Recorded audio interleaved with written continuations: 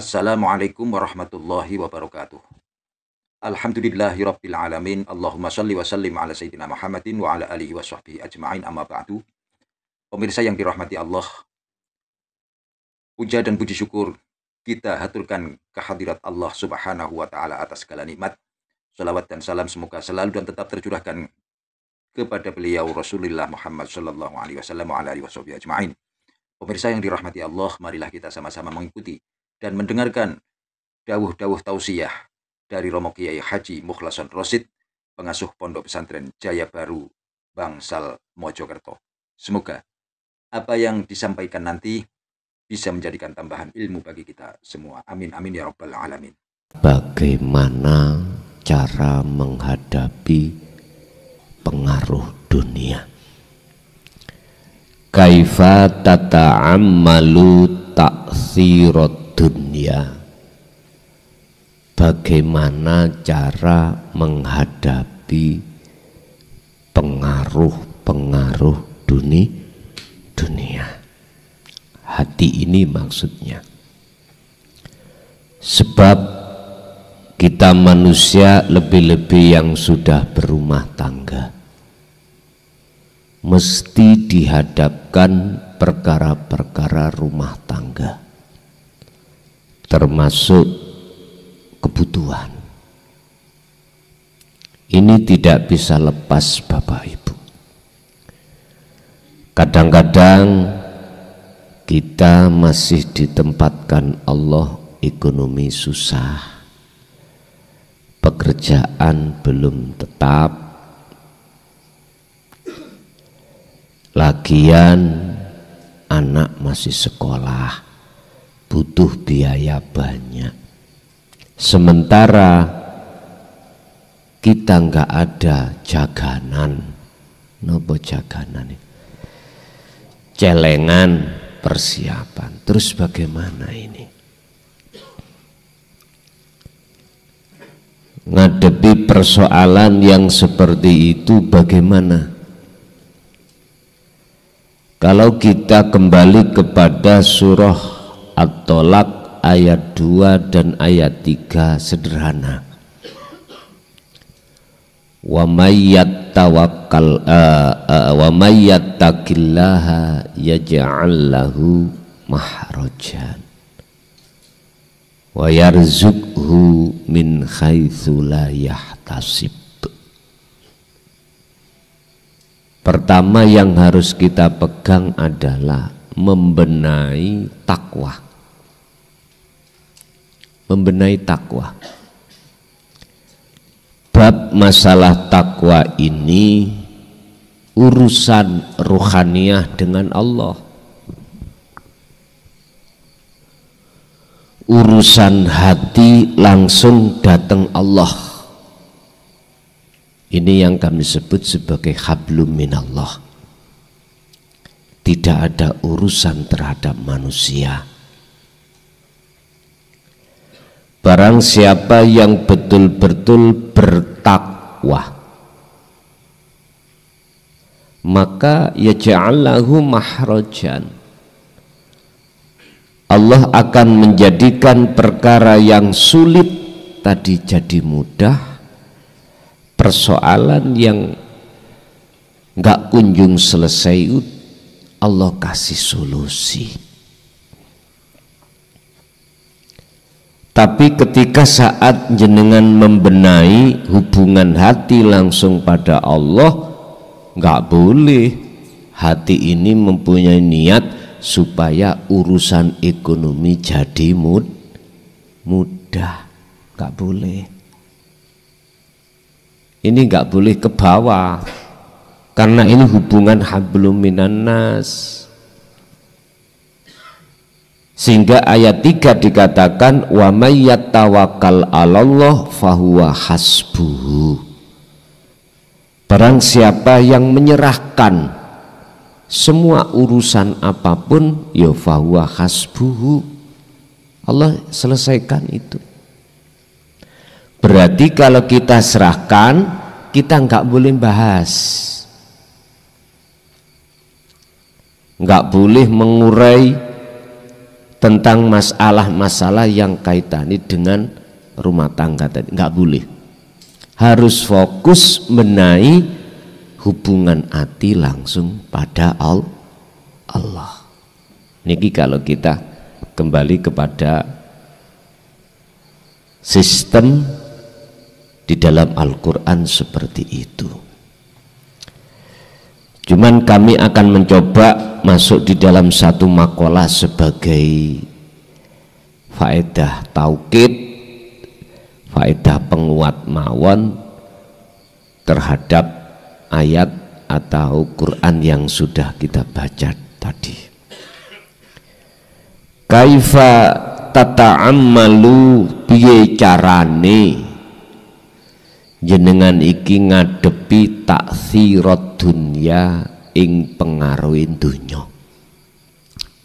Ada dua di sini cara untuk menghadapi hal itu supaya hati jenengan gak mudah terpengaruh.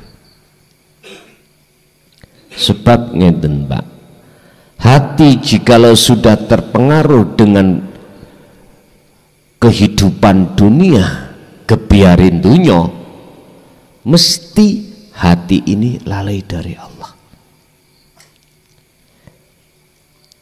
Mesti. Lebih-lebih mereka yang dunianya mewah, tan saya nemen niki,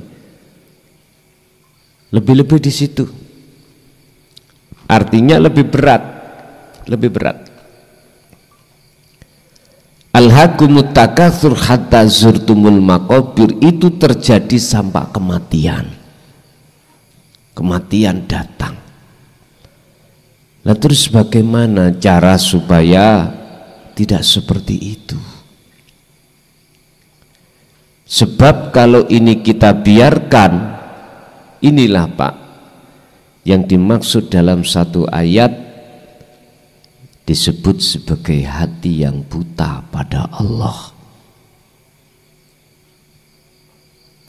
Bon. Pertama, al-mizan, harus ada keseimbangan bainal hayatid dunya, antarane kehidupan di dunia wal akhirati, lan kehidupan akhirat. Artinya apa? Asyarhu utawi penjelasan iku khafidun, jenengan harus ngrekso alal alaqati ma'annas, ing atase hubungan sesama manusia. Hablum minanas, iki jenengan harus menjaga hablum minanas, sesama manusia, dan ini sudah diatur di dalam hukum syar'i. Udah, gimana caranya sesama tetangga, sesama saudara, sesama teman, hubungan terhadap orang tua, terhadap anak, terhadap istri, suami, begitu banyaknya. Ini harus dijaga. Istilah utamakanlah akhlak jenengan kali kula ketika saat menjaga hubungan antara sesama. Satu contoh, jenengan nyupir mau belok, di sana ada mobil atau ada motor. Akhlak sampean itu memberikan jalan terlebih dahulu. Gak terus sampai langsung egois langsung belok. Jangan, gak berakhlak ini. Kalau terjadi seperti itu, muring-muring badan, muring-muring. Dan marah-marah inilah nantinya akan menjadi pengaruh hatimu. Harus kasih jalan dulu dari depan, karena aturan kita yang belok harus ngalah. Ini satu contoh kecil aja. Kalau ini tidak Anda jaga, ya sudah, berarti jenengan iki tidak ada keseimbangan menjaga antara hukum hablum minan nas.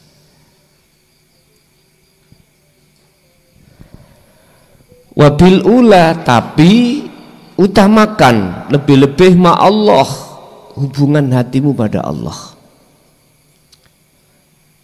Ini Allah sampaikan di dalam surah Al-Qasas ayat 77. Wabtaghi fima ataqallah darul akhirah. Utamakan hablum minallah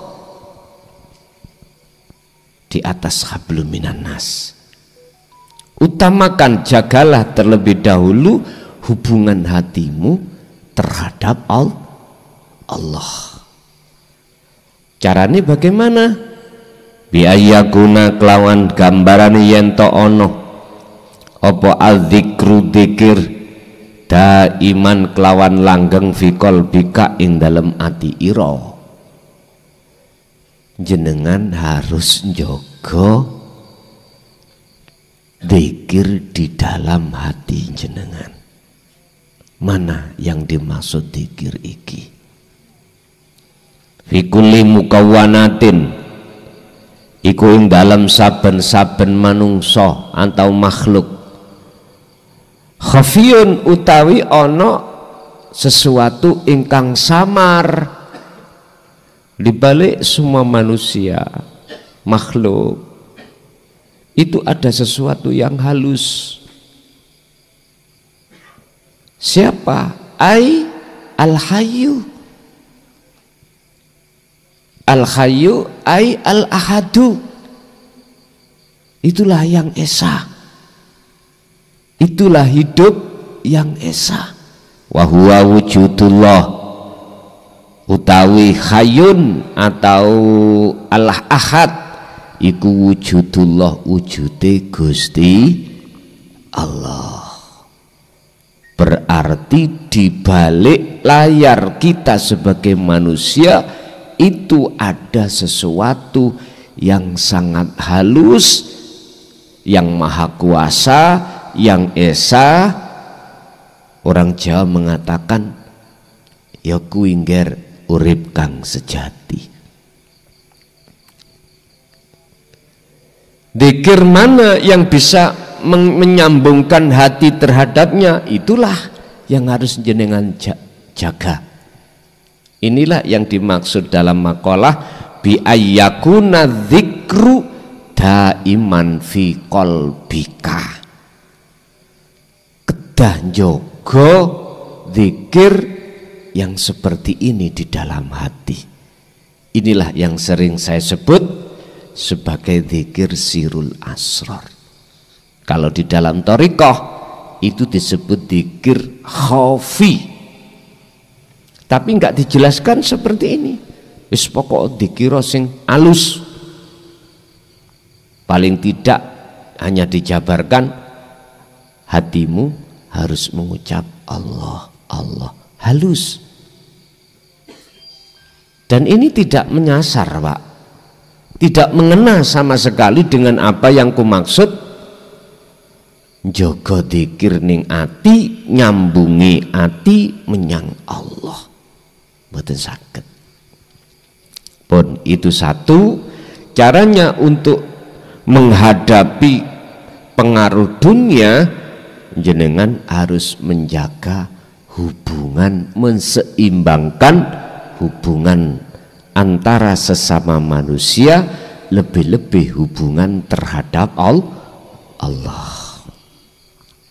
Nomor 2 iku khafidun, njogo ala khablir ruhi, ngatasi hubungan roh ilallah. Artine la tufarikhu, hada huwa adzikru qala ta'ala fi suratil Baqarah al-ayah. Sing dimaksud njogo hubungan roh terhadap Allah itu adalah apa yang dikatakan di dalam surah Al-Baqarah ayat 256, faqadistamsaka bil urwatil wuthqa lam fisamalaha. Kembali lagi jawabannya, jogonen zikir dalam hatimu.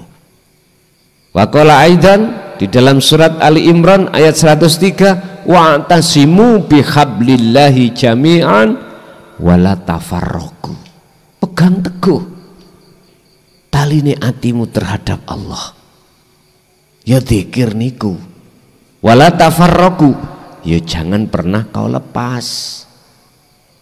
Bapak Ibu hadirin jamaah rahimakumullah, begitu banyak ilmu yang sudah kita terima Pak, dalam rangka mengenal diri yang sebenarnya ini siapa, dalam rangka supaya mengenal Allah. Ternyata kesimpulan ilmu yang tidak ada batas tersebut kuncinya ada di zikir. Pun wonten niku.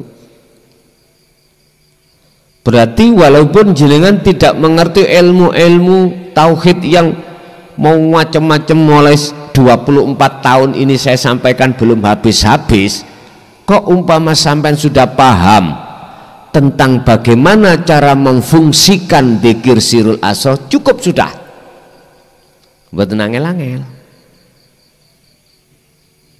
Tinggal jenengan kalih kula niki bagaimana terus melangsungkan, mengamalkan, mempraktekkan zikir ini fi kulli ahwalikum, di dalam setiap keadaan kita. Cuman ada di situ. Tiada guna dan manfaat segudang ilmu tauhid jikalau kita tidak mau praktek nglampahake zikir itu. Mboten enten gunane, ra enek manfaate. Ya, kalau kita berbicara tentang masalah zikir di dalam Al-Qur'an itu, bagaimana Allah menyebutkan wadhkur isma rabbika bukrata wa asila, wa qala aidan dzikron katsiron, diperintahkan untuk ingat kepada Allah dengan ingat yang sebenar-benarnya ingat, dengan ingat yang sebanyak-banyaknya, bukrata wa asila, baik siang maupun malam, alias 24 jam. Mengapa di dalam Al-Quran berbicara tentang dzikir ada kaitannya dengan bukrata wa asilan? Jawabannya itu ada di ilmu kejawen yang selama ini kita drengkeni. Apa? Salat daim lho Pak, paham ya? 24 jam menghadapkan diri pada Allah itu tidak cukup 5 waktu, tapi 50 waktu atau 24 jam. Gak kerja, tak kerja. Secara jasad kerja, secara jasad jaga hablum minan nas, tapi secara ruh jenengan wajib tetap zikir. Dan ini proses sangat berat Pak bagi kita yang pemula. Awal-awal kita itu mengamalkan itu berat banget. Tapi selang berjalanan waktu yang jenengan itu berpegang satu ayat walatai asufiroihillah, gak ada kata putus asa dalam hati dalam rangka menyongsong rahmat Allah, maka berat itu akhirnya jadi ringan, udah terbiasa. Sama dengan orang yang gini Pak, Orang belajar sepeda pancal itu awal-awal berat Pak, sering jatuh, apalagi jalannya ekstrim seperti Prigen ya. Kalau di Bangsal sih lempeng mawon, coba kalau belajar di daerah Prigen, jalannya nanjak ya toh, turun makadam apalagi wes cara jatuh muniku lebih nemen soroni.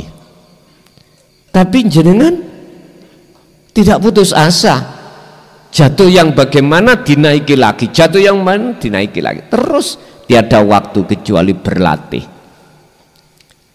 Aku yakin saya suwe lama kelamaan kebodohan kita dalam hal bersepeda akan menjadi lihai seiring berjalannya waktu jenengan terus menerus berlatih membawa sepeda. Logikanya seperti itu. Sama dengan zikir kita dalam rangka mengingat Allah.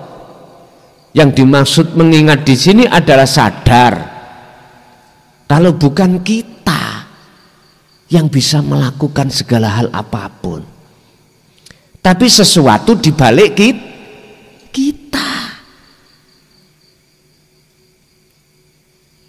Kalau hati terus menerus istimror, terus menerus jenengan itu ingat kepada Allah di situ, saya yakin boten kata, tidak ada kata berat. Sekalipun jenengan iki dalam kondisi kerja sibuk jasad ini, ingat Allah sampun menyatakan barang siapa yang hatinya tinggalkan selain aku, maka dia akan kuangkat sebagai kekasihku. Fattabi'uni yuhibbukumullah, seperti halnya para nabi dan para rasul dan kekasih Allah yang lainnya. Ini mudah. Ingatnya jenengan terhadap Allah itu nanti dijaga Allah. Artinya Allah akan menjaga dari pengaruh-pengaruh dunia ini. Makanya tadi saya katakan syarat yang kedua supaya jenengan ini tidak mudah terpengaruh dengan pengaruh dunia ini, padahal kita setiap saat dan waktu campur baur dengan kebiari dunya.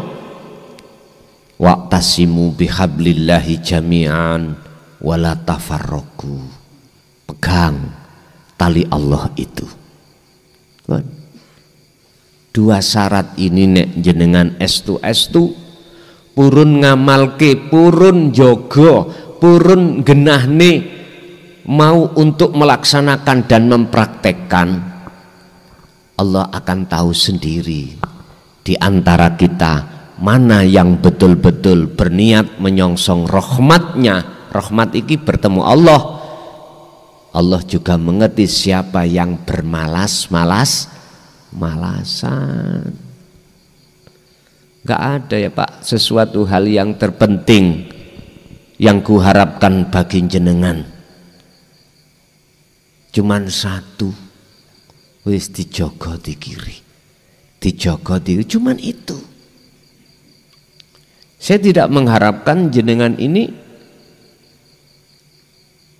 supaya sukses dunia ini, enggak, itu urusannya Allah. Cuman satu saja yang kuharapkan terhadap jenengan semua, jaga zikir hubungan hati jenengan datang Allah. Ini sesuatu yang termahal dan ini sesuatu yang terpenting sesuai dengan surat Al-Qasas tadi 77. Jagalah hubungan hatimu terhadap Tuhanmu terlebih dulu. Wala tansa nasibaka minad dunya, dan yang kedua, jangan kau lupakan bagiamu di dunia. Artinya hubunganmu sesama manusia dalam rangka jenengan iki menerima anugerah kebutuhan yang ada kaitannya dengan keluarga.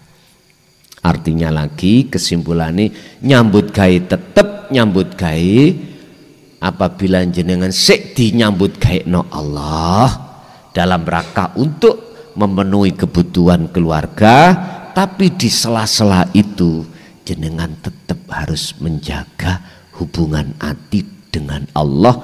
Itulah yang kumaksud lewat zikir. Cuman itu Pak, sebab dengan zikir itulah akan bisa menempatkan hati sampean ini wajah tuwasia, menempatkan hati jenengan untuk menyembah, mengabdi, betul-betul ngabdi yang benar kepada Allah. Sebab ngabdi niki Pak ono macam loro, ono ngabdi ning golongane sakliyane Allah, ono ngabdi sing golongane Allah. Niki wonten Al-Baqarah 257. Dua golongan hati manusia, ada yang condongnya kepada Allah, ada yang condongnya pada selain Allah. Allahu waliyul ladina amanu yukhrijuhum minadz-zulumati ilan nur. Bagi mereka yang hatinya sudah bisa mencondongkan terhadap Allah, maka segala kegelapan hati dalam hati jenengan pasti Allah hapus, diganti hati yang terang. Sebaliknya, walladzina kafaru awliya'uhumut taghut yukhrijunahum minan nuri ila zulumat. Ini kebalikannya. Golongan yang kedua, ada golongan orang yang hatinya ketutup Pak. Artinya dia menjadikan selain Allah, selain urip, lho sing dimaksud adalah makhluk sing sampean andal-andalkan, sing sampean duk-dukno, sing sampean kalih kula apa bangga-banggakan. Mereka itu akan menjadikan hati tidak jadi terang, malah menjadi gelap. Itulah yang kami sebut sebagai ta'thirud dunya, pengaruh kebiarin tuh dunia. Makanya kadang orang itu punya prinsip semua karena uang, semua karena kedudukan, semua karena jabatan, kehormatan. Ya sudah, kita maklumi, kita hormati pendapat seperti itu. Karena dua golongan ini sudah jelas-jelas berseberangan. Lah nanti detik-detik letaknya sama-sama sadar, yang tadinya ada golongan satu yang gak sadar, hatta idza ja'athum musibah, ketika saat datangnya satu musibah, artinya musibah itu ujian, cobaan yang berupa kematian, barulah di situ hati akan sadar dan hati akan dibuka oleh Allah tentang mana yang hak dan mana yang batil. Tapi penyesalan di situ akan terjadi, penyesalan yang seperti itu sudah tidak ada guna dan manfaat. Qad khasirul ladzina kadzdzabu biliqa'illah. Sungguh kita golongan orang yang sengsara tatkala ketika di dunia mendustai, artinya tidak mau bertemu Allah, hatinya bertemu terhadap selain Allah. Pun niku mawon apa yang bisa kami sampaikan.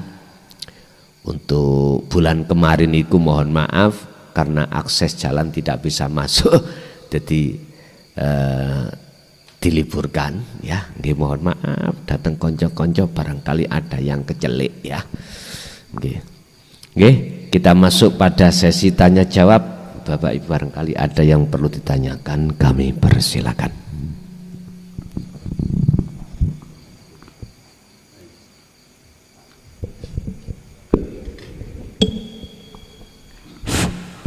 Assalamualaikum warahmatullahi wabarakatuh.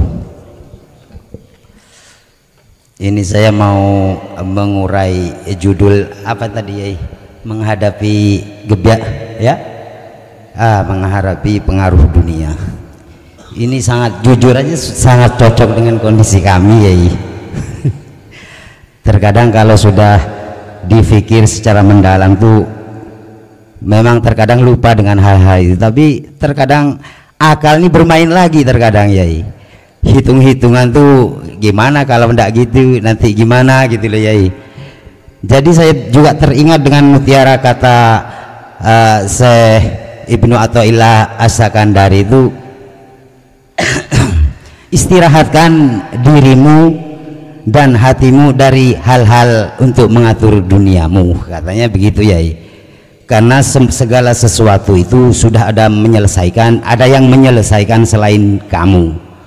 Engkau tidak usah sibuk untuk memikirkannya. Lah dalam hal ini terkadang itu apa ya, membuat bingung ya dengan keadaan itu, terkadang tidak cocok lah dengan kondisi kami yang masih di asbab ini ya, gitu loh ya. Mohon untuk diuraikan lagi itu ya. Terima kasih ya. Assalamualaikum warahmatullahi wabarakatuh. Waalaikumsalam warahmatullahi wabarakatuh. Oleh karena pendidikan kita mulai kecil itu diawali pendidikan ilmu syariah. Ilmu syariah itu ilmu kulit ya. Ilmu yang mengutamakan hablum minan nas. Kita mulai sejak kecil itu dididik tentang masalah itu. Dan ini nggak salah sih, karena proses. Ya dah, karena proses. Kalau boleh saya katakan, pendidikan ilmu kulit itu untuk mensukseskan kebutuhan jasmani. Terus jangan dikira kebutuhan jasmani itu hanya bermateri aja, enggak, ada juga non materi. Contoh. Di kalangan orang tua, kita sebagai orang tua ketika memondokkan anak itu bilangnya apa? Wis muga-muga nak ilmu musuk manfaat, mulya ing mungguh menungso, mulya ing mungguh Gusti Allah. Wis dadi ilmu mungku iso manfaat ning tengah masyarakat.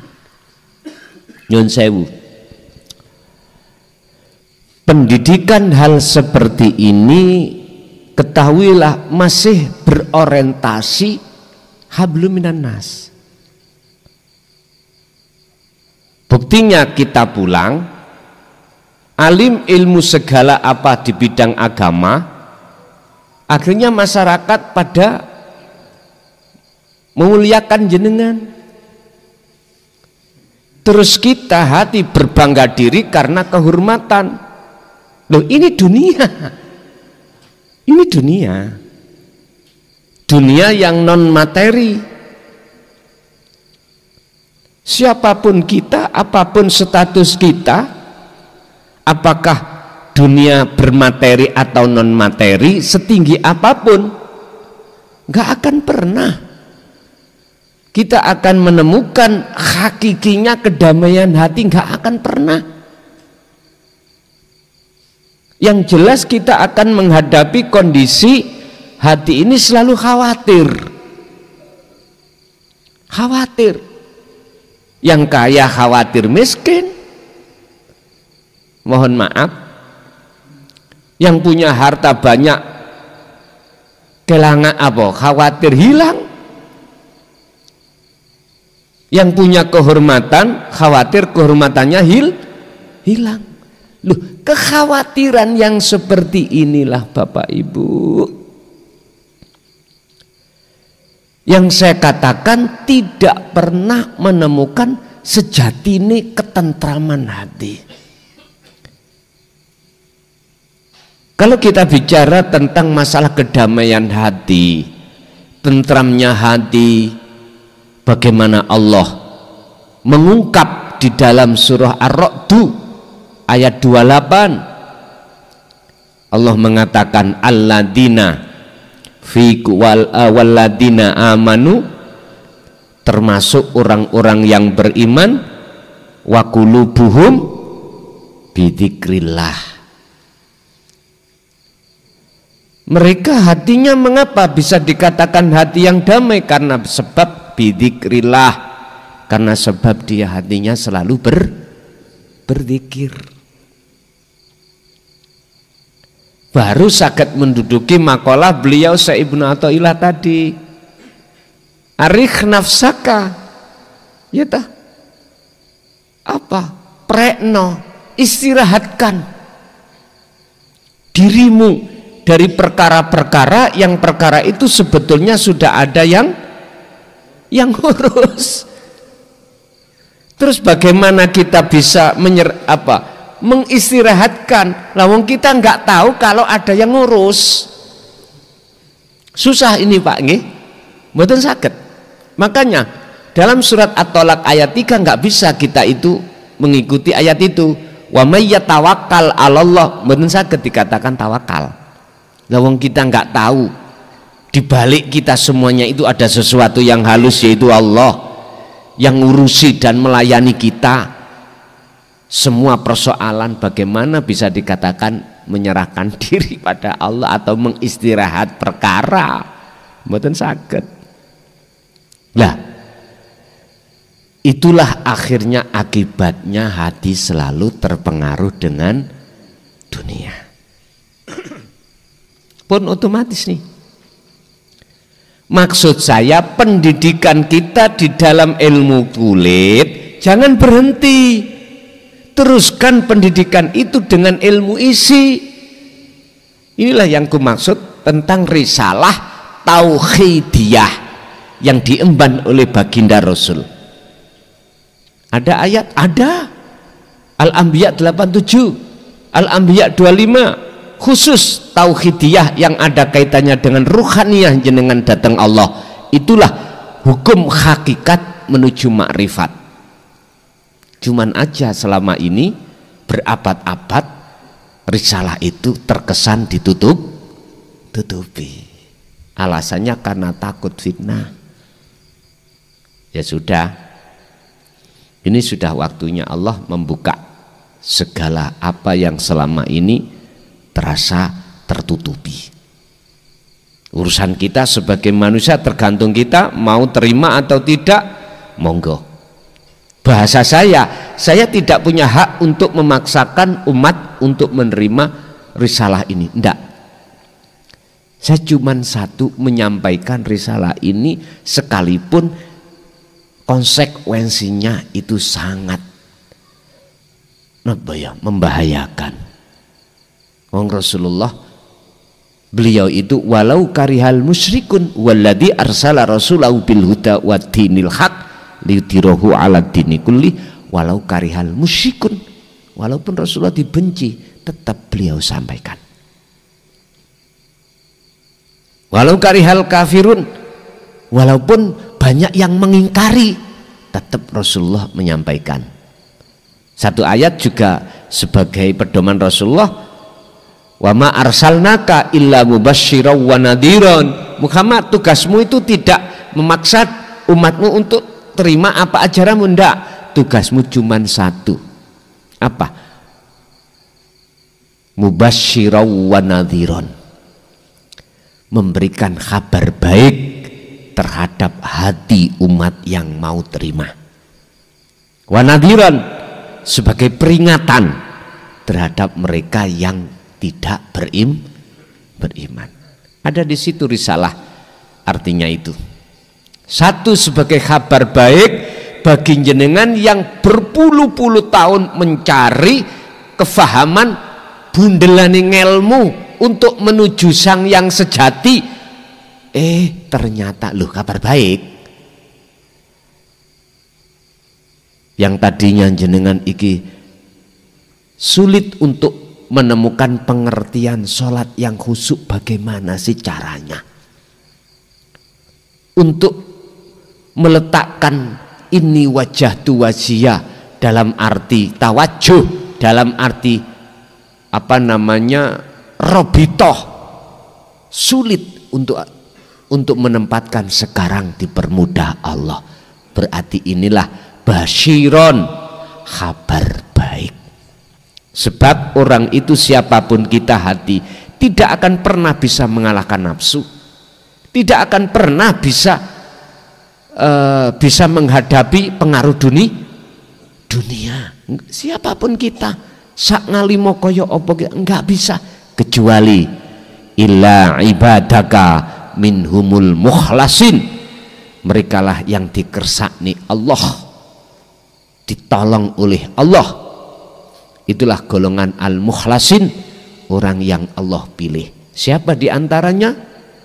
Termasuk para nabi, para rasul, para kekasih Allah. Akhirnya jangan heran dalam surah Yunus ayat 6263, ala inna awliya Allah la khaufun alaihim walahum yahzanun. Itulah orang-orang alladzina amanu wa kanu yattaqun. Tidak hanya beriman tentang datangnya risalah tauhidiyah ini, tetapi wa kanu yattaqun, dalam hati mereka ada satu keimanan yang ihsan, dikarenakan dia mengamalkan, mempraktekkan apa yang Rasulullah sampaikan. Itu juga ada di surah Ali Imran ayat 31. Barang siapa yang mengikuti aku, kata Rasul, yuhibbukumullah, Allah jadikan sebagai kekasihnya. Allah jadikan beliau-beliau ini sebagai napa? Sebagai orang yang Allah pilih. Wa yaghfir lakum dzunubakum, dan segala kesalahan dosa-dosa baik jasmani lebih-lebih rohani yang menyandang syirik, baik syirik jali lebih-lebih syirik khafi, Allah ampuni itu. Jadi Bapak, tentang takfirud dunya tadi, kita siapapun gak bisa melawan kecuali dapat pertolongan dari Allah. Lah Allah menolong bagi hamba yang dikehendaki. Siapa hamba yang dikehendaki? Itulah hamba yang sudah menyerahkan diri terhadap Allah. Ngimpun prosesi isai menyerahkan diri, jenengan terus menerus berzikir.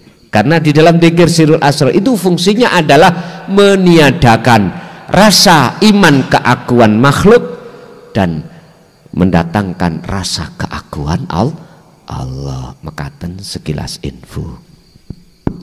Lanjut.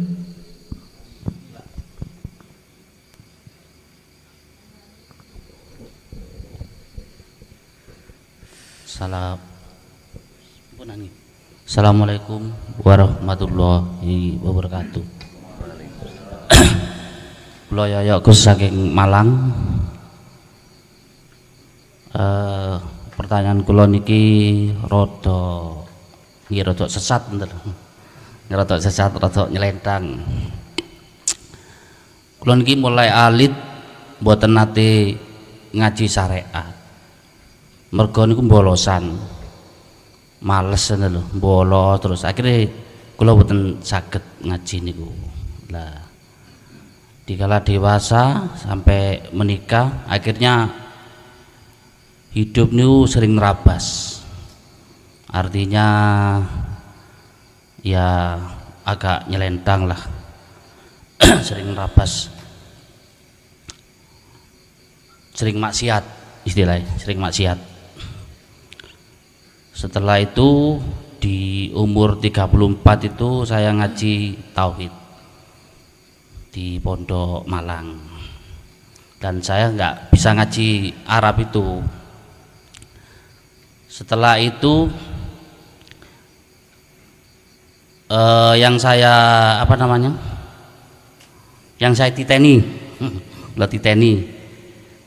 urip niku Allah di luar maupun di dalam. Sing kula goceli mek niku tok sampai sakniki niku nggih. Tapi hati niku nggih tenang. Dikir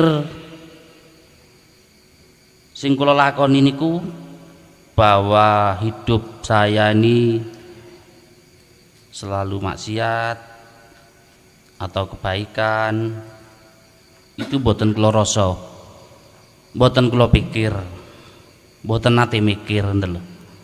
Lah sampai istilahnya ditangleti bojo sampean kok gak tau mikir. Lah kate mikir apa? Wis pokok dilakoni. Tapi kebutuhan niku nggih selalu tercukupi lho. Lah sampai istilahnya kaya gendeng niku lho. Gendeng. Nggih boten mikir sampai kali rencang sampean ku ngaji gendeng terus ngeten. Nah. Makanya zikir seperti napa? sing kula rasa niki bener napa mboten to lho. Nggih. Sampun ngeten mawon nggih. Nggih. Assalamualaikum warahmatullahi wabarakatuh. Waalaikumsalam warahmatullahi wabarakatuh. Ketika saat Allah memberikan rahmatnya terhadap hambanya, itu bukan karena tekuni ibadah, ngalime tentang Quran, ngalime tentang hadis, ngalime tentang segala ilmu kitab apapun, ndak. Iki sampean gecoi. Mungkin jenengan bisa membuka dalam kitab Ihya yang terkenal, beliau ahli tasawuf, Imam Ghazali. Allah mengangkat dia dalam rahmatnya, kemakrifatan itu ya, kalau bahasa syariat masuk surga, bukan karena sholatnya, zakat, puasa, haji dan amalia lain, enggak. Hanya karena apa? Karena beliau pada saat itu menurut Ihya loh ya, dalam kitab Ihya, membiarkan seekor lalat ketika beliau menulis kitab Ihya itu meminum air asba. Air asba itu air mangsing loh Pak. Beliau biarkan. Tapi gak dijelaskan di situ posisi membiarkan itu hati beliau kemana, enggak dijelaskan. Cuman dijelaskan beliau membiarkan seekor lalat itu sampai kenyang. Sebetulnya Pak, ini kalau kita urai sampai ke dalam, beliau memandang hidup. Oke, itu satu. Yang nomor dua, mungkin ini kami nukil dari salah satu hadis, ada 21, ngerti 21 ya? Ya wis. Ada seorang wanita yang punya status 21. Gara-gara habis nyun sewu melakukan hal itu, terus beliau itu haus, mau ngambil air di satu sumur lah katakanlah, tapi di situ ada anjing yang sama-sama haus. Tidak mengutamakan kepentingan dirinya dulu dia ndak, tapi mengutamakan anjing itu, artinya memberikan minuman terhadap anjing. Dan di situ dalam hadis itu tidak diurai posisi ruhaniah, cuman jasmaniah saja. Sebab gini Pak, ngilmu itu tergantung siapa yang megang. Walaupun ilmu kulit, kalau yang memegang itu adalah ahli hakikat, ahli tahqiq, mesti penjelasannya itu yang ke dalam. Tapi kalau ilmu itu dibawa oleh kita ahli syariah, ya penjelasannya kulit. Tinggal siapa yang membawa, hanya itu kok. Masa sih gara-gara ngombeni guguk ngelak Gusti Allah memberikan rahmat, gak masuk akal toh Pak ya? Oke, mungkin bisa kita buka. Tadi saya katakan dalam surat Ali Imran ayat 31. Yang perlu kita garis bawahi tentang masalah kalimah fattabi'uni. Di situ dikatakan kul, katakan Muhammad. Ini Allah memerintahkan kepada Rasulullah untuk mengatakan terhadap kita sebagai umat. Apa yang dikatakan Rasulullah? In kuntum tuhibbunallaha fattabi'uni. Jikalau kau ingin dalam hatimu mencintai Allah, bagaimana caranya? Ikuti aku caraku. Bagaimana cara Rasulullah? Makanya tadi saya katakan dalam ayat ini yang perlu kami garis bawahi adalah kalimat fattabi'uni. Ikutilah kepadaku. Sebab di sini ada syarat yang disimpan. Jikalau kau betul-betul mengikuti aku, kata Rasul, ya yuhibbukumullah. Ini jawaban. pasti Allah, ini memakai fi'il mudhari, artinya enggak sanksi, pasti Allah bakal menjadikan kau sebagai kekasihnya. Ayat berikutnya, wa yaghfir lakum dzunubakum. Di sini memakai jamak, Pak, dzunub, jamak dari dzambun. Kalau dzambun dosa sitok, berarti maksudnya jasmani. Nek dzunub berarti pirang-pirang dosa, tidak hanya maksudnya tidak hanya dosa yang dilakukan jasmani, tapi juga rohani. Dosane rohani apa? Hubbud dunya khati'atun kabiratun. Cintane ati terhadap dunia itu syirik disebut, itulah dosa yang paling besar. Diampuni. Makanya saya pernah katakan, jangankan dosa molimo. Tahu molimo ya? Oke, gak saya urai. Ini gak di ngapura. Lah wong dosa sing paling gede yaiku syirik di ngapura Allah kok. Apalagi dosa molimo. Iki dosane jasad iki. Ane syirik dosane ruh, kesalahan ruh. Fatal ini. Itu di ngampuni dening Allah. Karena sudah dijadikan sebagai kekasih. Yang perlu kami sampaikan di sini kalimah fattabi'uni, mengikuti Rasulullah yang bagaimana? Sementara apa yang kita terima, apa yang kita lihat di tengah-tengah umat Islam khususnya ya, kebanyakan iku bertaklim, berbelajar, bertarbiyah, ilmu kulit saja. Bon, iki fakta, Pak. Kita itu sebagai umat hanya dicekoi, dididik hanya ilmu syariah bloko mayoritas. Sementara tentang ilmu tauhid, ilmu hakikat bisa menuju makrifat itu terkesan ditutup. Oke, kita kembangkan kalimat fattabi'uni. Apakah Rasulullah juga menyampaikan risalah yang kumaksud tauhidiyah, hakikat? Jawabannya di Al-Quran juga. Buka di dalam surah Al-Anbiya 87. Buka di dalam surah Al-Anbiya juga 25. Yang paling mendasar di situ adalah ayat 25. Allah katakan, wa ma arsalna min qablika mir rasulin illa nuhi ilaihi annahu la ilaha illa ana fa'budun. Muhammad, camkan ini ya, aku tidak pernah mengutus utusan sebelummu. Iki Allah dialog datang kanjeng Nabi. Mulai zaman Nabi Adam sampai sebelum kamu, aku nggak pernah ngutus utusan itu jikalau tidak mau mengemban tauhid ini. Hei coba, ayo jangan. Sebab mohon maaf Pak, ada memang makalah yang mengatakan bahwasanya Rasulullah nggak pernah menyampaikan hakikat, cuman syariat saja. Oke, saya terima.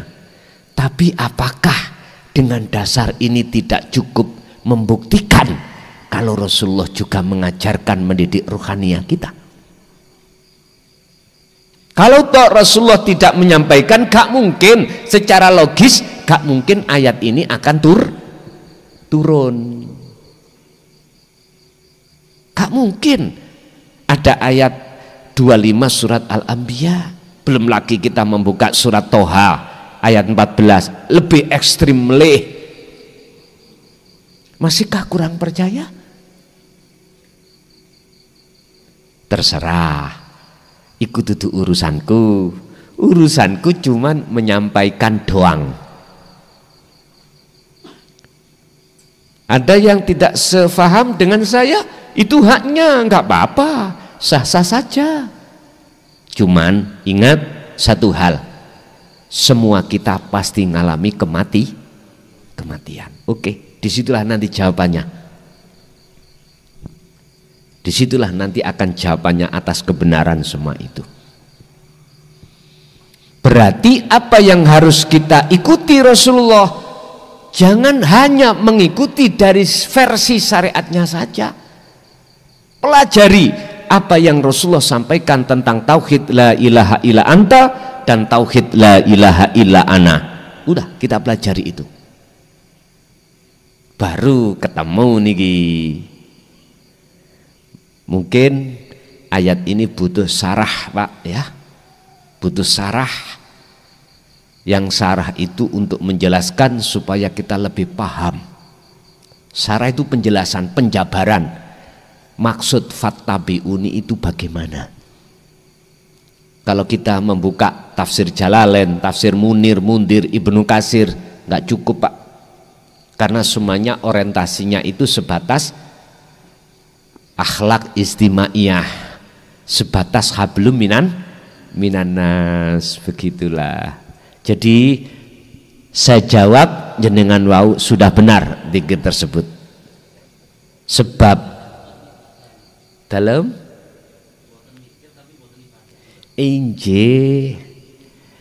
oleh enggak mikir itu kan dalam hati sampean sudah mengerti siapa yang mikir.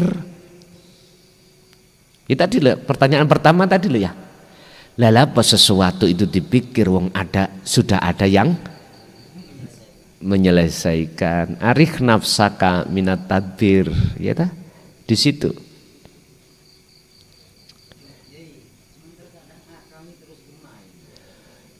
Ngeten, Mbak.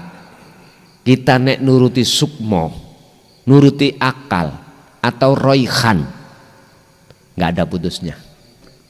Karena akal itu selalu ngajak kita hanya sebatas logis, hanya itu. Satu contoh, kita nggak akan makan kalau kita nggak kerja. Nah gitu toh. Akhirnya kita nggak terasa, kita keseret dengan sifat-sifat pengakuan diri. Sementara kita nggak sadar di balik layar kita ada siapa. Lah disitulah.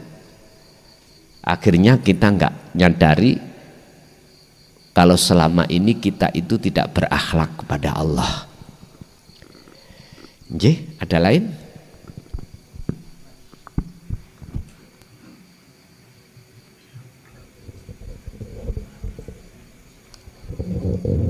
Nggih, Bapak dulu Bu, nanti Ibu nek pengen Bapak dulu. Terima kasih. Assalamualaikum warahmatullahi wabarakatuh. Ini agak pengalaman pribadi, Gus. Ketika kita zikir Sirul Asror, kita buka dengan pintu Babu Salam. Setelah itu ternyata hati ini mengucapkan yang aneh-aneh. Jadi lungguhku lungguh Allah, lakuku lakune Allah, sampai merinding kula Gus. Meripatku meripati Allah, lesanku dan seterusnya tidak bisa dibendung. Padahal sudah sadar tapi jalan terus. Pertanyaannya, bener nopo salah? Matur nuwun. Assalamualaikum warahmatullahi wabarakatuh. Waalaikumsalam warahmatullahi wabarakatuh. Kalau saja langsung secara ringkas tanpa jabaran, benar. Cuman tetap saya jabarkan. Kita mengenal tentang proses zikir itu mulai az-zuhad atau as-salib sampai dumugi sampai terhadap arifin atau wasilin. Kita tahu proses dari rumah ke sini. Itu ada proses. Kita melewati jalan berlekok-lekok. Ada yang naik sepeda, ada yang naik mobil, ada yang jalan kaki. Itu proses. Lah proses ini yang sering kami jelaskan tentang zikir di dalam Sirul Asror itu ada 3 tahap. Pertama su'aul basiroh, rasa. Rasa itu iman. jatuhkan rasa di dalam hati jenengan atau iman di dalam hati jenengan atas segala aktivitas yang muncul dan timbul dalam diri jenengan itu ada sang penggerak.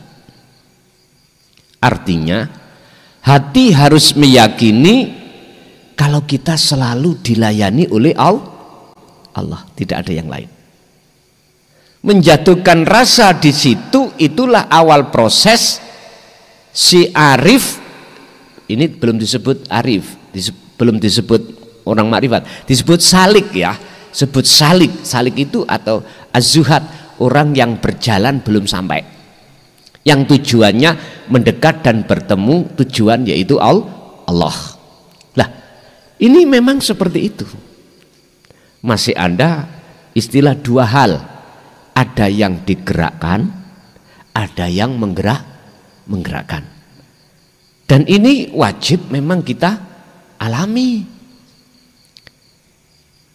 Seperti halnya apa yang beliau Rasulullah sampaikan tentang definisi tarkib takrif daripada ihsan. Kan di situ juga.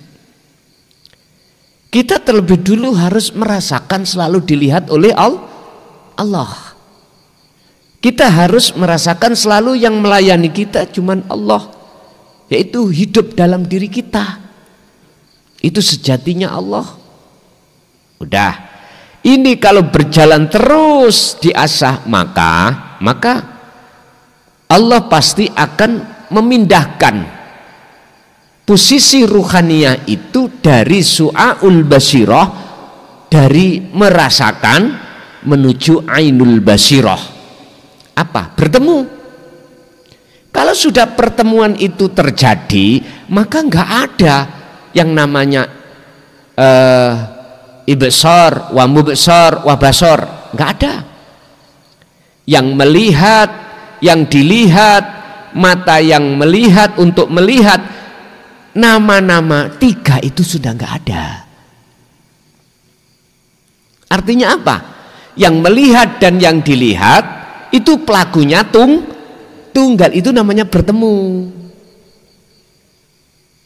Prosesnya ngeten. Kita kan sudah sadar kalau status kita sebagai makhluk la haula wala quwata, bisanya terjadi illa billah semata. Kita kan sadar kita itu asalnya tidak ada, adanya sebab diadakan oleh yang ada. Berarti keadaan kita itu sejatinya tidak ada. Makanya Allah perintahkan wa inna ilaihi rajiun, kembalilah kau. Jikalau kau ingin tahu sebetulnya yang ada, kembalilah ke asal. Tidak ada toh? Dan inilah proses su'aul basirah, meniadakan keakuan diri sebagai makhluk atas segala hal apapun, apakah yang wujud, yang berkehendak, yang melihat, yang mendengar, yang mengucap, apapun harus iki difanakan. Sehingga dikatakan roji'un, kembali kepada Allah. Disitulah akan nyata yang ada itu siapa. Kalau sudah sampai di situ, maka nyatalah sejatinya yang ada. Yang ada siapa? Yang ahad. Berarti jenengan sedaya makhluk yang kesebut yang kesebut nurullah tadinya itu makhluk, itu nggak ada sebutan Inilah nyatanya Allah batin, nyatane Allah doh. Wis iki diungkap ya apa gak iso. Boten sangat tinggi, iki adalah makom jam'i. Cara hikam niku entek-entekan. Apa entek-entekan iki, Pak? Habis-habisan. Ya sudah. Cara ada bis jurusan Bungurasih Malang, terminal Malang, sudah nyampe Malang, bisnya kemana? Diem toh? Diem sudah. Kalau sindiran dalam satu ayat, laisa kamislihi syai'un, yaitu sindirannya sudah. Berarti maksudnya akauku itu bukan makhluk. Akauku ikut namini sing jenenge maksud makom jam'i yaitu Allah. Wis gara-gara ini toh sejarah kita noleh mulai atas Kanjeng Nabi Muhammad. Ancamannya apa? Dibunuh.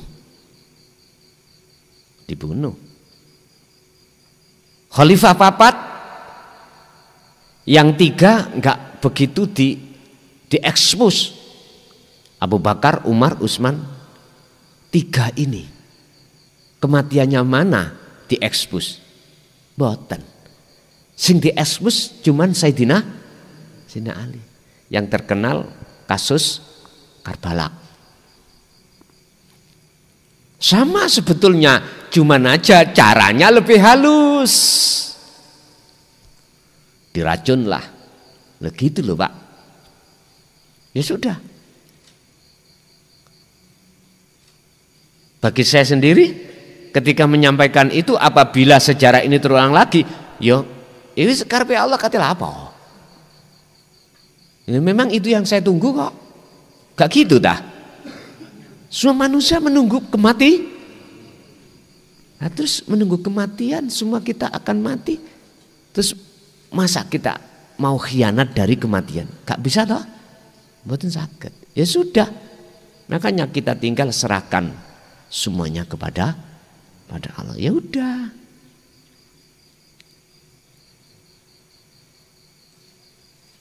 Paling ndak lah Pak, minimal kalau sudah saya launching Al-Qur'anul Qadim, minimal ya di penjara. Wis ngono. Mboten apa-apa.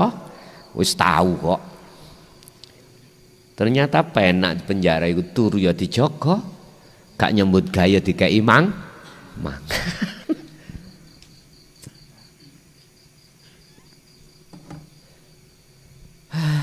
Ya udah, kalau itu memang kehidupan yang harus aku lalui, mengapa aku khianat? Gak boleh, tetap harus saya lewati. Begitulah. Mau nopo-nopo sudah. Semua kita ya pasti akan mengalami satu kematian. Cuman dengan cara Allah menentukan hal masing-masing. Ada yang mati karena sakit, ada yang mati karena mohon maaf, nyun sewu, rutuh, gak terlalu dukur, nih, sakit mawon ya, menek-menek atau pange cuklek jatuh kan sakit mawon. Wis tergantung Allah. Ada yang melewati satu kecelakaan, baik di darat, di laut, di udara. Wis semua urusannya Allah. Mengapa kita harus ikut ngatur? Makanya lar sampean mang arif nafsakah. Udah, serahkan, istirahatkan. Semua apa itu sebetulnya ada yang menyelesaikan. Nggih, leres Bapak nika wau jenengan nopo ingkang jenengan tanyakan sudah betul. Kalau sudah ainul basirah ditutup dengan hakul basirah, menyatakan yo aku iki Allah mekaten. Yes. Bapak tasik wonten? Monggo. Assalamualaikum warahmatullahi wabarakatuh. Kula saking Sidoarjo, Gus. Sing kula takanaken pertama mengenai zikir tadi mohon dijelaskan. Karena zikir itu bahasa Arab, bahasa Jawanya atau bahasa Indonesianya itu ingat. Ingat itu bagaimana? Apakah ingat itu karena kita lupa atau karena jauh? Sesuai dengan apa yang disampaikan tadi, yaitu inni wajah tu wajhiyah. Yang kedua yang saya tanyakan mengenai saat kita ajal telah tiba, saat masa umur di dunia ini telah habis, apakah kita kembali kepada Allah itu kembali kepada wujud yang laisa kamislihi sayun, atau wujud yang sekosong-kosongnya, atau tetap dalam wujud yang sudah wujud dalam bentuk dan rupa yang lain ini? Ini yang saya tanyakan, mohon dijelaskan. Terima kasih. Assalamualaikum warahmatullahi wabarakatuh. Waalaikumsalam warahmatullahi wabarakatuh. Tentang dzikir dan kematian. Allah sudah katakan tentang dzikir yang sebenarnya. Dzikir itu bagaimana, itu tertuang di dalam surat Al-Ahzab ayat 41. 41. Ya ayyuhalladzina amanu dzkurullaha. Wahai orang-orang yang beriman, uzkuru doilingo sira kabeh Allah ing Gusti Allah. Dikron kelawan sak temene eling kathiron tur kang akeh. Jenengan harus curiga. Mengapa di sini ada kalimat perintah ditutup dengan maf'ul mutlak? Mungkin nek cara bahasa lari pondok ngoten gak guyon. Ngoten. Dikron niku sebagai faedah taukid untuk menjelaskan, menguatkan apa perintah yang Allah sampaikan. Satu. Nomor dua, mengapa Allah harus memerintah? Apa asbabun nuzulnya ayat ini? Uzkuru itu adalah kata perintah. Allah memerintahkan terhadap kita untuk selalu ingat kepada Allah. Allah menurunkan satu ayat mesti ada asbabun nuzul, sebab-sebab turunnya ayat. Apa sebabnya? Karena hati kita sebagai umat manusia selalu dan selalu melalaikan Allah. Itu persoalannya. Disebabkan jagate ati sampen kali kula sudah terpengaruh terlalu dalam oleh pengaruh nafsu. Itu persoalannya. Berarti perintah Allah itu di belakangnya ada tembung makna kasih sayang Allah terhadap kita. Kalau Allah tidak sayang pada kita, nggak mungkin ini akan diturunkan. Sama halnya dengan gini, kita punya anak, mengapa harus kita tuturi? Mengapa harus kita omelin? Itu bukan karena orang tua nggak sayang. Justru orang tua itu, justru omelan orang tua itu bentuk sayangnya orang tua terhadap anak.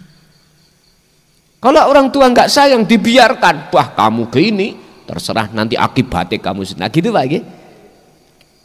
Tapi kebanyakan anak yang salah terima, salah paham. Ini persoalannya.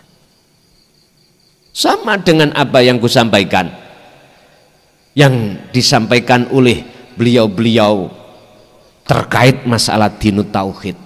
Itu sebetulnya kasih sayangnya Allah terhadap kita. Berhubung kita sebagai hamba atau umat nerimanya salah paham, akhirnya apa? Menyalahkan. Bahkan yang lebih ekstrim, wajah iku ajaran sesat.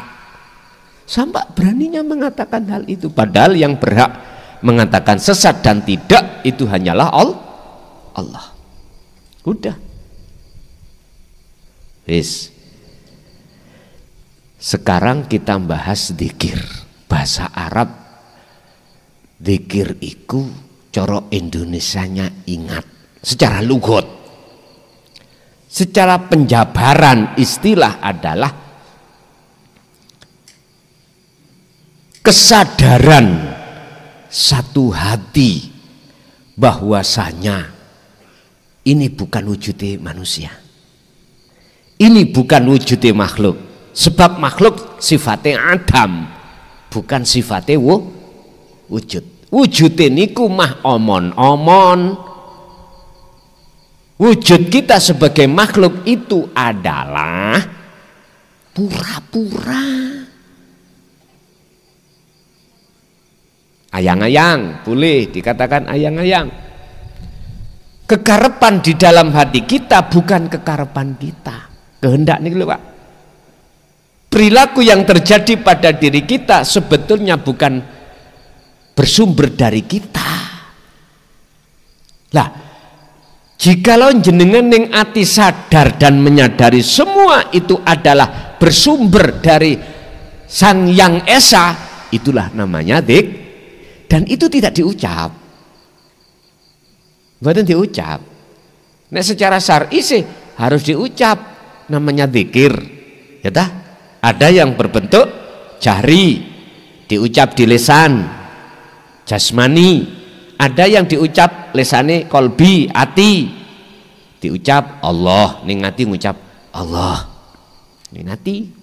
Bukan itu yang dimaksud dzikir di sini yang ditanyakan Bapak tadi. Dzikir yang mengubah karakter sifat kita sebagai makhluk yang asalnya ngaku-ngaku biar lepas, akhirnya muncullah yang sebenarnya siapa. Itulah yang maksud kesadaran dalam diri seorang manusia, hatinya bahwasanya segala-galanya itu la maujudan ilallah. Mungkin jenengan kalau menengok sedikit ajaran tentang masalah meditasi Pak, dalam dunia kejawen itu adalah istilah sholat daim, jenengan harus meditasi. Apa tujuannya meditasi? Mencapai kesadaran mutlak sesungguhnya selain yang esa itu tidak ada. Selain yang esa itu tidak ada. Wis titik. Dan inilah tujuan orang meninggal. Pertanyaan kedua di situ. Tujuan orang meninggal wa inna ilaihi rajiun, kembali yang esa, ada di situ. Pertanyaan saya, bagaimana mungkin kita akan bisa kembali kepada yang esa sementara kita itu tidak mengikuti protapnya, tidak mengikuti tata syaratnya. Bahasa saya mohal. Maka Allah katakan wa min waraihim barzakhun ila yaumi yub'atsun. Kita semua manusia itu di belakang ditunggu satu kematian dan dimasukkan di dalam alam barzah. Artinya barzah itu adalah dinding yang tebal pembatas antara alam dunia dan alam akhirat. Jadi ruh ini masuk di dalam dinding, tidak bisa kembali ke dunia dan tidak bisa ke akhirat sampai pada hari kebangkitan itu datang.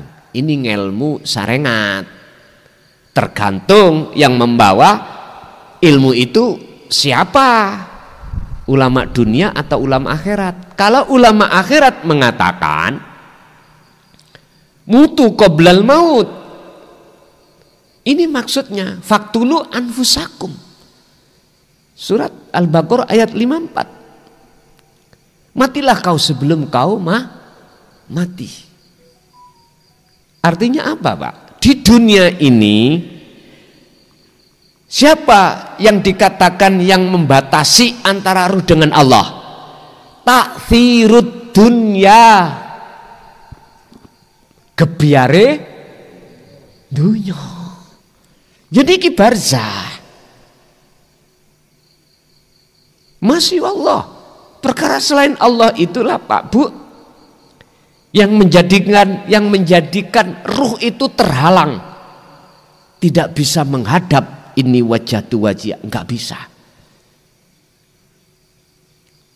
Dan ini siapapun akan mengalami. Tinggal pertanyaannya, jenengan ini mau enggak sebelum datangnya kematian itu jenengan sudah ada tindakan untuk keluar dari barzah.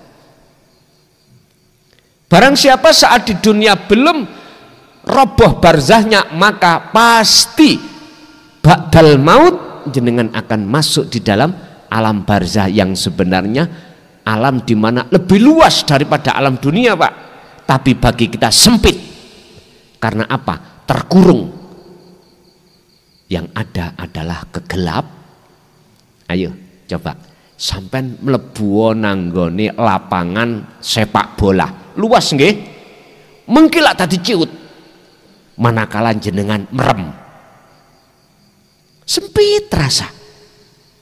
Padahal alam barzah niku lebih luas daripada alam dunia.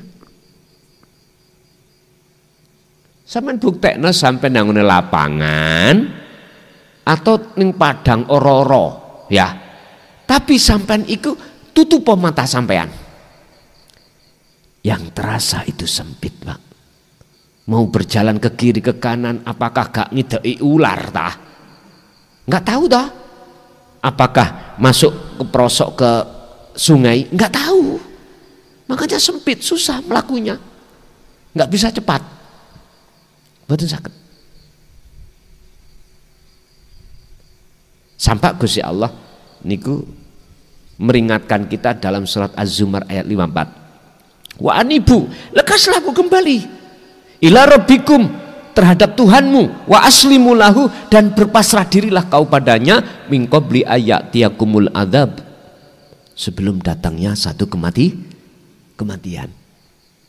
Jikalau ini tidak kau lekas laksanakan, tsumma la tunsurun, Anda tidak akan pernah mendapatkan pertolongan dengan bentuk roboe barzah. Pak Nyun Sewu, sing nate masuk di dalam alam kasaf suwari lo ya, mesti sama. Artinya gini, ketika ruh itu Allah panggil dalam bentuk kematian, masuk di dalam alam barzah itu ada dua macam, ada yang gelap, ada yang terang. Ibarat jenengan tidur ya, pernah ngalami tidur jenengan ini, tidur yang gak enak ngipinya, ada yang enak. Coba aku tanya, yang enak terus sampai bangun gak pingin tidur lagi, pingin nyambung lagi lah, ngoten nggih. Tapi coba jenengan kalau tidurnya itu mimpinya dikejar-kejar anjing atau dikejar orang gila bawa pedang, gak mungkin jenengan ingin nyambung lagi. Nah, itu kan sudah ayat. Oke, kita karena belum pernah meninggal ya. Sebetulnya jenengan tidur itu belajar. Sekecil ayat Allah berikan contoh terhadap jenengan, nanti kita alami seperti itu. Makanya tidur kekasih Allah dengan tidurnya musuh Allah itu beda, Pak. Beda banget. Tergantung kita mau menyelesaikan persyaratan sebelum datangnya kematian atau ndak, monggo kersa. La ikraha fiddin, nggak ada paksaan. Sak kersa. Tapi yang jelas dalam kematian itu ada dua versi bahasa syariat, husnul khotimah, yang kedua su'ul khotimah. Nggih. Jangan kau memaknai husnul khotimah itu hanya sekedar dari tampilan fisik, jangan. Tampilan ruhaniyah. Nek fisik sudah jelas, dari tanah kembali ke tanah. Ruhaniyah lho, Pak. Dari Allah, bisakah kembali pada Allah? Kalau mata kita ruhaniyah masih kebuku, golongan mata hati yang buta, jadi jangan harap kita akan bisa kembali dengan yang benar. Kan sudah dijelaskan Allah dalam surat Al-Isra 72. Barang siapa saat di dunia mata hatinya buta pada Allah, maka di akhirat pun juga buta, bahkan lebih gelap lagi. Wa adallu sabila, jalannya lebih tidak terarah, alias jalan kita akan tersesat. Makanya jari wong Jawa, nger sirotol mustaqim iku laksono rambut dibelah jadi 7, tajamnya pitung cemukur. Pak niku sanepan, Pak. Artinya apa? Sulite, saking susahnya melewati itu, banyak mereka langsung yang terjun, banyak mereka yang jatuh. Innallaha huwa rabbi wa rabbukum fa'buduh hadza siratum mustaqim. Yang disebut siratal mustaqim ning dunya iki apa? Hadza fa'budu, klike ruh terhadap urip ya niku siratal mustaqim. Tergantung lungguhe secara syariat itu sholat, zakat, puasa, haji, baca Quran, makan, minum, bekerja, semuanya nggak ada bedanya di mata Allah loh ya, tidak di mata manusia. Tinggal klike ruh terhadap urip pun. Kalau jenengan dengan mudah mengklikkan terhadap hidup di situ, wallahi kalau bahasa syariat besok iku makpur. Ngertos makpur? Sayaqulunal ladzina qalu udkhuluha bisalamin aminin, bisalamin aminin. Ya udah, bahasa kula makpur, ngoten lho. Nek Kanjeng Nabi lewat hadis kalbarki, laksono seperti kilat. Ya udah, lawang gak wuto luas sekali. Jadi pertanyaan kedua, tergantung rohaniyah kita itu di posisi mana. Kalau di posisi ahli hijab atau su'ul khotimah, ya sudah, nggak akan pernah bisa sampai kecuali dapat pertolongan dari Allah mekaten. Nggih, lanjut. Saat kita menjelang ajal, roh ini kembali kepada Allah itu wujudnya kembali kepada wujud yang laisa kami selesai itu, yaitu diri yang sepasang-pasangnya, atau yang sudah wujud dalam bentuk batufa seperti ini. Tergantung jenengan jawabin dugi syariat apa hakikat. Dua-duanya. Kalau dua-duanya berarti syariat ya terjadi. Artinya yang saya maksud ini ya masuk hakikatnya. Berarti kalau diibaratkan tidur itu ada mimpi ada tidak. Pun ngeten ya. Kalau jenengan jawabin yang syariat, ya kembali kepada wujud kita seperti dahulu kita ini. Satu ya. Makanya hukum syariat itu tidak hanya berlaku di dunia tapi juga di akhirat. Paham nggih? Sekarang saya jawab dari hukum hakikat. Hukum hakikat yang namanya laisa kamitsli syai'un bisa jenengan terangkan? Lagi bisa jenengan terangkan? Kan diem, hanya dengan rasa. Udah paham? Ya udah, disitulah. Makanya saya itu harus menjawab dua versi, Pak. Nek aku harus menjawab satu versi, bagaimana saudara kita di syariat. Padahal hukum dohir, hukum batin itu bagaimana la farqa bainahuma. Tinggal di situ. Tinggal jenengan duduknya di mana. Makanya mengapa di dalam hikam itu ada dua sistem untuk sampai pada Allah, cara wasilun dengan majadubun. Nek wong majadubun wis gak ngereken syariat wis. Karena sudah total jenderal hajang ngecoki urip, wis gak berlaku hukum syariat. Pertanyaannya, ini salah mboten? Jawaban saya, secara ruhaniyah nggak berani saya menyalahkan, tapi beraninya saya membenarkan. Ketemu piro Pak, kula niki nyalahno karepe Gusti Allah. Nah ngoten toh? Begitulah ceritanya. Nggih, ada lagi?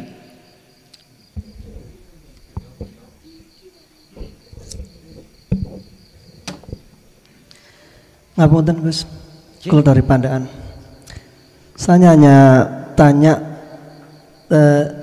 dohirnya saja ini. Zikir Sirul Asror itu apa merupakan dari sarah kitab Sirul Asror atau ada hubungannya? Saya hanya tanya ilmu kulitnya saja ini. Bon. Zikir Sirul Asror itu kalau kita masuk di dalam kitab hikam niku wonten bab basiroh. Ada 3, su'aul basiroh, wa ainul basiroh, wa hakul basiroh. Tapi di dalam kitab Sirul Asror, penjelasannya ada. Penjelasannya ada. Masuk di dalam bab yang menerangkan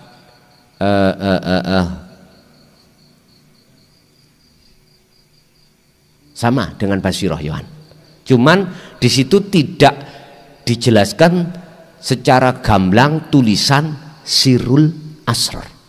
Tapi coba kalau kita kembali kepada tafsir mutasabbihah, yaitu isi dari kandungan Al-Qur'anul Qadim, itu malah tidak su'aul basiroh, su'arul basiroh. Bedanya antara ro dengan ngain. Itu kalau di dalam Al-Qur'anul Qadim loh ya. Itu muncul su'arul basiroh, bukan su'aul. Lah, tergantung kita bersih tegang gara-gara huruf apa enggak.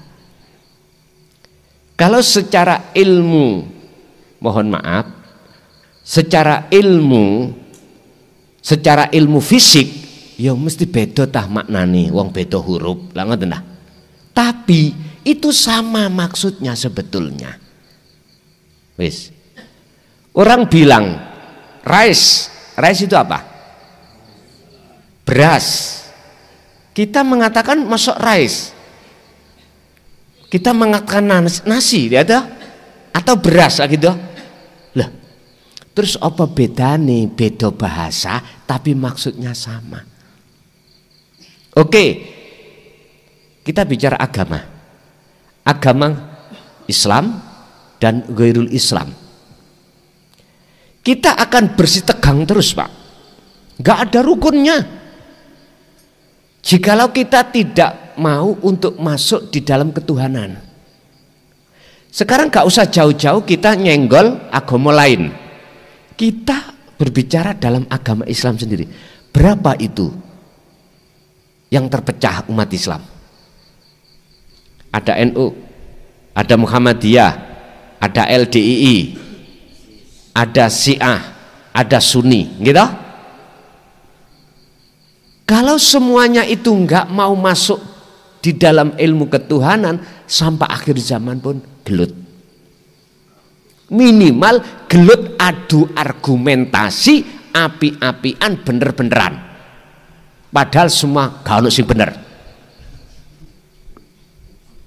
Mesisan kalau ngomong.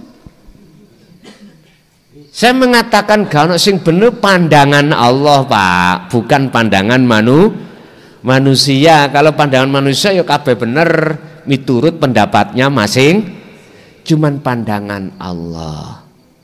Kok saged pandangan Allah nggak bener? Gini, ukuran barometernya gini. Ngalimo kaya apa ilmu tauhid sampean?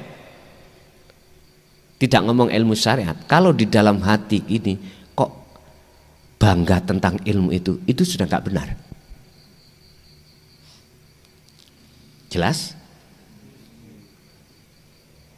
Jenengan masih punya pengikut sebanyak apapun, kalau hati sampean masih merasa pujo, itu wis gak bener. Dunungi jenengan kan kali kula kan gila dengan puja. Ning ati ana rasa nit titik mawon. Mohon maaf ya. Tidak saya, tidak jenengan, semua pun, siapapun. Atas pengakuan itu di mata Allah pandangan wis gak bener. Makanya ngaji babakan tentang masalah ilmu tauhid itu gak untuk hanya santri tok. Yo sing ngaji barang. Ngaji barang. Sak kiai ini sing sebut kiai, sak guru ini sebut guru. Makanya saya moh belajar untuk tidak ngaku-ngaku jadi guru, moh. Iya, Pak. Makanya lebih suka saya tampil yang nek wong Jawa ya Jawa biasa ngeten wis. Untuk apa? Untuk membujui, mempolitiki nafsu dalam hatiku sendiri. Tapi ada yang salah paham. Ngaji kok rokokan. Ngaji nah, masuk kiai ku suwalan. Wisale itu hak panjenengan. Tapi kalau boleh saya berkomentar, pandangan Allah, walaupun jenengan lahir ketoke maha mulia, ningati kok rumangsa mulia, itu sudah tidak benar. Allah, ini pembelajaran kami Pak ya. Lebih-lebih saya sendiri berat banget. Nek saged njenengan dadi aku dadi njenengan. Iku luwih suka kula. Lu estu. Lu tenan iki. Estu. Lebih berat kami, Pak. Tapi tetap saya kembalikan, Gusti Allah ngelakokno sesuai dengan porsinya masing. Tinggal hati kita ngerekso dzikir, dengan dzikir itulah untuk masuk dalam nafi itsbat. Pun ringkesnya ada di situ. Oke. Ada lagi. Jadi niku wau kembali kepada pertanyaan terkait sirul asrar. Dasar itu kami ambil dari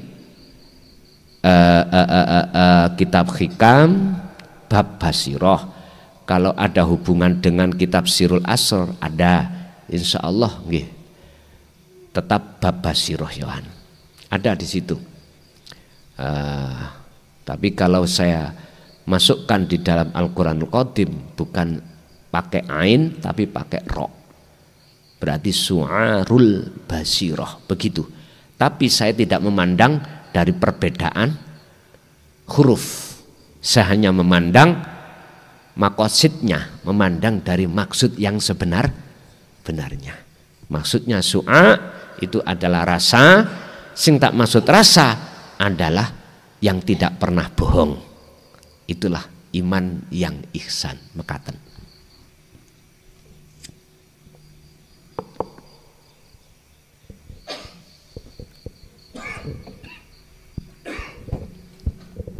Assalamualaikum warahmatullahi wabarakatuh. Waalaikumsalam warahmatullahi wabarakatuh. Ngapunten Gus, saat ini saya bukan mau memberi pertanyaan tapi mau usul terkait akses jalan menuju ke sini, kan jalannya berliku-liku nggih. Niku gimana kalau para jamaah ini kalau ada rizki yang lebih bisa patungan untuk memperbaiki daerah sekitar aula sini Gus. Jalan untuk menuju ke tempat ibu-ibu ini juga agak licin, takutnya nanti ada yang jatuh gitu. Nggih. Ngapunten, ngoten tok. Matur nuwun. Assalamualaikum warahmatullahi wabarakatuh. Waalaikumsalam warahmatullahi wabarakatuh. Pendapat itu sangat bagus dan saya setuju. Cuman ini kan persoalannya harus ada kaitannya dengan desa. Tidak lepas dari desa. Karena setiap daerah, setiap desa itu ada yang mengatur. Kalau setahu saya itu gini. Kita siapkan pertama negosiasi antara yang memiliki tanah di sekitar jalan. Kita lobby. Harus ini ada yang ditunjuk untuk melobi. Di dalam lobby itu kita harus menemukan per meter ketemu berapa lah gitu toh. Oke. Itu proses yang harus kita lalui terlebih dulu sebelum melibatkan desa. Kalau sudah ketemu entah kita lebarkan 3 meter lagi atau gimana itu terserah kesepakatan. Makanya harus dibentuk pengurus di Pintrang, tujuannya itu termasuk untuk seperti itu. Lah, itu nanti kalau sudah ketemu kesepakatan dengan pemilik tanah, baru langkah berikutnya harus kita legalkan. Untuk melegalkannya itu harus ke desa. Di situ nanti akan terbitlah satu keputusan kepala desa namanya jual beli. Namanya jual beli. Tergantung selanjutnya kita serahkan desa atau enggak. Kalau kita serahkan desa, berarti nanti kita akan membuat surat namanya hibah. Nanti kita yang membuat surat itu adalah desa. Mengapa harus gitu? Apabila Bapak Kepala Desa membangun satu titik, itu harus dasarnya hibah. Artinya misalnya ngecor, nggak boleh kepala desa ngecor itu kalau tidak didasari tanah itu dihibahkan terlebih, kecuali jenengan yang ngecor, baru gak melibatkan desa, nggak ada masalah. Ini namanya hak milik. Tergantung nanti keputusannya jamaah bagaimana. Saya setuju itu dengan dasar apa? Karena kebutuhan kita semua. Engkau ketemu piro, monggo. Sak kerso. Bila perlu kula nggih sampean libatno pisan. Aku yang melu liwat kok ya. Nggak ngoten to. Saya siap Bu ya. Saya siap. Sing penting dibentuk dulu tim pensuksesan ini. Lah tim ini wajib untuk melobi tanah sekitar jalan. Urusan melebarkan 2 atau 3 meter lagi ikut terserah. Sekarang aku tanya, status daripada jalan ini jalan hibah apa jalan pribadi? Ini yang harus saya tanyakan dulu, biar jelas. Kalau ini masih jalan pribadi, belum kita hibahkan pada desa, nanti kita lebarkan sekaligus kita hibahkan boleh. Mengapa harus kita hibahkan? Jikalau kita menginginkan dibangun desa, berarti milik bersama seluruh masyarakat Pintrang ikut memiliki, namanya hibah. Tapi nek mboten sampean hibahkan, yang berkewajiban bangun adalah kita sendiri. Tergantung timnya nanti bagaimana, olehnya musyawarah. Kula buntut mawon. Jadi kula piyambak nggih sampean libatno tapi buntut. Nek cara kanca urunan semene kula ya ikut urunan semene padha ambek kanca liyane. Ngoten. Kula setuju Bu, monggo. Karena memang nggih itu kebutuhan kita masing-masing. Butuh kita semuanya kok itu ya. Nggih, matur suwun. Masih ada, Ibu? Cukup, Ibu? Nggih, sampun. Nggih, Bapak masih ada? Sekali lagi sebelum kami tutup, kita sering sudah terlalu banyak ilmu yang kita terima.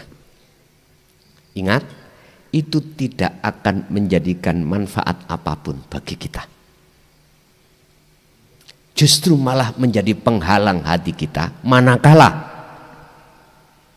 kita tidak lekas sesering mungkin hati berzikir. Pun sampean kecok ini. Al-a'malu suwarun qaimatun wa arwahuha wujudu siril ikhlas fiha. Kita beramal apapun itu nggak ada gunanya, Pak. Di mata Allah loh niki, apabila tidak jenengan sertakan ruhnya amal. Ilmu juga begitu. Apa ruhnya ilmu? Amal. Praktek nih loh. Lah ruhnya amal apa? Ikhlas. Ikhlas iku sing ya apa? Enggak merasa kita yang melakukan. Itulah ikhlas. Saya ulang, ilmu ini tidak akan berguna apapun, tidak akan manfaat jikalau tidak jenengan kasih rohnya. Roh ilmu adalah amal, praktek, sing tak maksud dzikir. Amal itu pun tidak akan berguna apapun jikalau tidak jenengan kasih roh. Rohnya amal adalah ikhlas. Praktek ikhlas ning dodo sampean iki gak ada rasa jenengan yang Abot nggih? Abot. Tapi bukan berarti nggak bisa. Tetap harus kita latih, Pak. Saya tidak sok suci, tidak sok ngerti, enggak, semua kita sama. Kita itu di sini sama.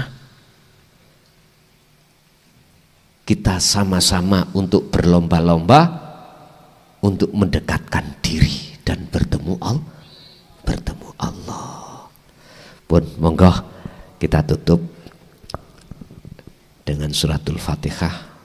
Semoga apa ilmu yang sudah Allah berikan pada malam hari ini tidak menjadi hukuman terhadap kita atau penghalang hati kita, justru sebagai cahaya untuk menerangi hati terhadap Allah Subhanahu wa taala. Lahumul Fatihah.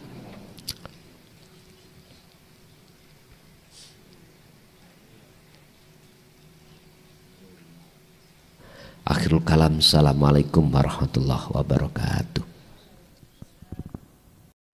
Pemirsa yang dirahmati Allah, begitu tadi uraian ilmu dari Gus Mukhlason Rosid.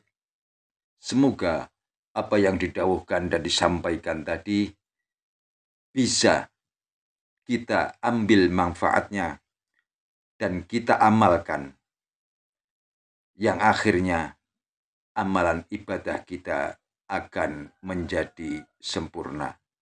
Demikian dari kami, kurang lebih mohon maaf. Wassalamualaikum warahmatullahi wabarakatuh.